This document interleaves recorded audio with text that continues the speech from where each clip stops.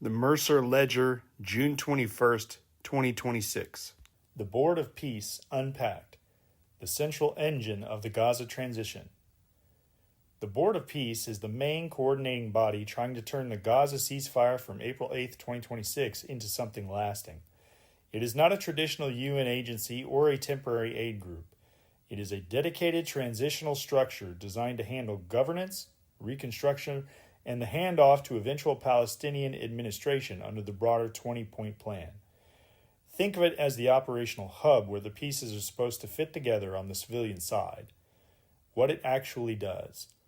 The Board of Peace's core job is to oversee day-to-day progress in Gaza during the transition period. This includes coordinating reconstruction zones and projects, managing billions in pledged funding, supporting the stand-up of a new local security force, working toward a handover to a reformed Palestinian Authority.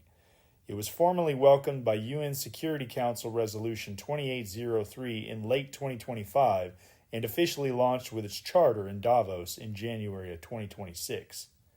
High Representative Nikolay Mladenov serves as the on-the-ground lead, issuing regular implementation reports and roadmaps, including a recent 15-point version that set concrete benchmarks. The money, roughly $17 billion in pledges from the U.S., Gulf states, and others, flows through or is conditioned by Board of Peace processes. Disbursement depends on verified progress, not just promises. How it is structured. The board operates with a lean but high-level executive board. Key figures include Jared Kushner and Steve Witkoff for Reconstruction and Economic Focus, Marco Rubio and other U.S. representatives, Tony Blair for Governance Experience, Hakan Fidan, Turkey's foreign minister, providing a key Turkish voice, Palestinian technocrats through the National Committee for the Administration of Gaza, which handles much of the local operational work. President Donald Trump chairs the broader framework. The setup gives the Board of Peace international legal personality while trying to avoid the paralysis that often hits traditional multilateral bodies. Decisions move through coalition mechanics and conditional funding rather than pure consensus.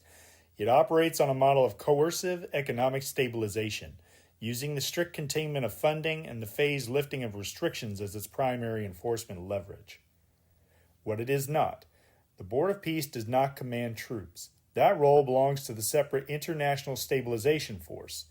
It also does not replace Israeli security oversight in the near term, nor does it have open-ended authority over the entire Palestinian territories.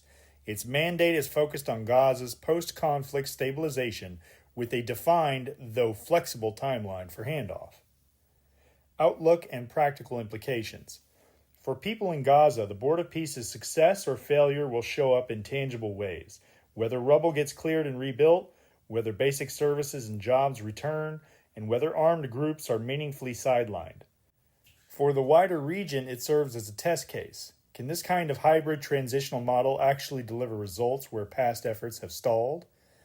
Bottom line, the Board of Peace is the central administrative engine of the current framework. It has real funding leverage, experienced players, and a structured roadmap. But like everything else in this ledger, its effectiveness depends on compliance from all sides, steady funding releases, and the ISF's ability to enforce security parameters on the ground.